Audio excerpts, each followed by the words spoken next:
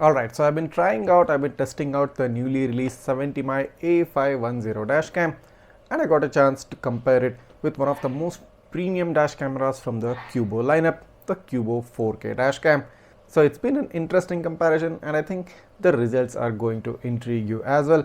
So let's not waste your time and jump in straight into the comparison of the 70mai A510 with the Qubo 4K dashcam and see which one comes up on the top. You're watching Travel Tech. Let's take a look.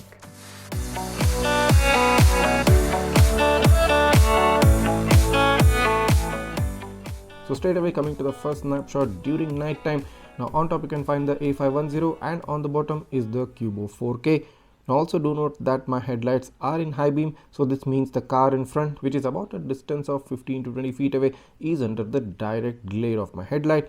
And if we zoom in to take a look at the number plate readability, a complete whitewash in the Qubo 4K because it doesn't have a Starvis 2 sensor, whereas in the A510 the Starvis 2 is doing its job flawlessly well, and you get a very good read of the number plate. You can read each letter and number pretty clearly. This goes to show you how well the Starvis 2 performs when combined with higher resolutions, and this is what you should be aspiring for in your next dash camera. Moving on to the next sample, so here's a snapshot of the same car which is at a much closer distance to mine, about 5 feet or less. And in this particular instance, the headlights of my car are not falling directly on the car in front, and the major portion of the glare is shifted towards the road and maybe the left edge of the car in front. And if we take a look at the number plate read, so now as you can see, because the car is not covered under the glare of my headlight, both the A510 and the Qubo 4K are able to give you a number plate read. But I think in terms of the quality of the image, the Qubo 4K does tend to have a higher level of noise compared to the A510. Also do note that the A510 is offering a better contrast and a sharpness level compared to the Qubo 4K, where although the car wasn't directly under the glare, it is still giving off a white tint, a white glare from the headlight which was reflecting off from the left portion of the car. So this goes to show that Starvis 2 sensor performs well even when the number plates are not under the direct glare of the headlights. So here's another snapshot which I wanted you guys to take a look at. So in this particular example, I've paused the video at exactly the same point in both cameras. And what's the major difference you see in this snapshot? Can you make it out? Of course, you can see that the car which is coming in from the opposite direction, which is lying more or less in the middle of this image, is giving off a high glare in the Qubo 4K snapshot, wherein we compare it with the A510, the glare from the oncoming vehicle is reduced to more or less a single point, and you do see some extra shadowy effect of the glare. But in terms of the Qubo 4K, the entire area becomes whitewashed because it's not able to compensate for the high exposure of the headlights which are coming in from the opposite direction, giving off a high glare look in the overall video quality. Moving on to the daytime sample, now in this instance the car in front is pretty close, about a distance of 10 feet or less maybe. And if you take a look at the number plate comparison, both cameras give out a decent number plate read, although I can still say that the A510 is offering a better contrast and a natural tone, wherein in the Qubo 4K sample it is giving off a mild warmer tone and of course a lesser contrast and sharpness levels. Of course, in the number plate readability aspect, both the images are giving out a clear read of the number plate, although I do feel that the A510 is slightly better when compared to the Qubo 4K. Moving on to the next snapshot, wherein the same vehicle now is at a higher distance, about 20 feet or more.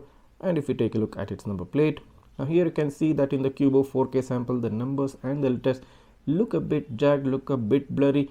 Not that you cannot read it, but the quality does seem to take a hit in this particular distance, wherein the A510 sample, although it's a lesser resolution compared to 4K, it's giving out a better image with lesser blurriness and jaggedness, mostly due to the Starvis 2 sensor effect and the post image processing. Moving on to the overall video quality, now I've pointed out the technical specifications of each of these cameras on top. You can take a look at it for your reference. Although do note that both cameras give out a 30 fps frame rate, the Qubo 4K has a 2160p resolution, whereas the A510 has a 1944p. In terms of the bitrate, the A510 has a higher bitrate of 23,000 kbps and also a higher file size of 195 MB per minute, wherein in the Qubo 4K sample it has about 20,000 kbps bitrate and a 160 MB per minute of file size. Now, as shown in the previous image, the Qubo 4K video quality does carry some higher glare from the oncoming vehicles, and in terms of the overall video quality, the A510 does seem to offer better contrast and sharpness levels, wherein in the Qubo 4K it gives out a tad bit higher exposure and a softer image. Moving on to the daytime video quality comparison, in the Qubo 4K you see a mild warm tone to the video, wherein in the A510 it is giving off a neutral or a normal tone. Of course, in terms of the contrast and the sharpness and the saturation levels, I think the A510 is doing a better job when you directly compare it with the Qubo 4K camera. Nevertheless, both the video qualities are pretty much usable and more than enough for any sort of evidence which you might want from your dash camera. Moving on to the nighttime video quality comparison, in the rear camera, both cameras offer a 1080p resolution at 25 frames per second, although again the A510 offers a higher bitrate of 8000 kbps and a slightly higher file size of 62 MB per minute, wherein the Qubo 4K gets a 6000 kbps bitrate and a 60 MB per minute of file size.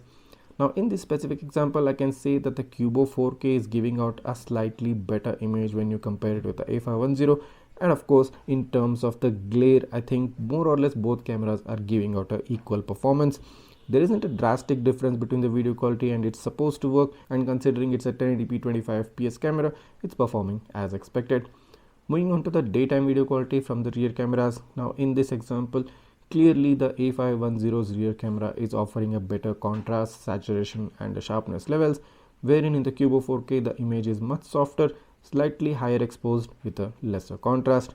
In terms of using it as a dashcam footage for evidence, of course it's more or less usable, but when you compare the video quality directly and take a look at which one is better, I definitely think the A510's rear camera is doing a better job than the other one.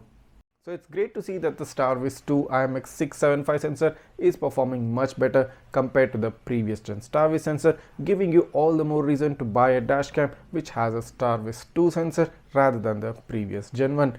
And no matter which camera you want to purchase between these two, you will find the links to them in the description below. So just head down, click on the link and purchase them right away. So I haven't compared the features or the specifications of each of these dash cams side by side because you can always find it on their respective website or even on Amazon.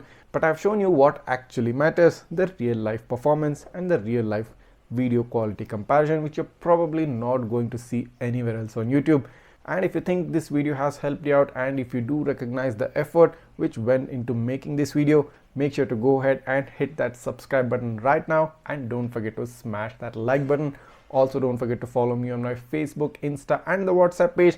The links to each of those pages is given in the description as well. So I'll be bringing up many more interesting videos on the A510 and many other dash cams, including comparison videos. Stay tuned to Travel Tech. Thanks for watching and see you in the next one.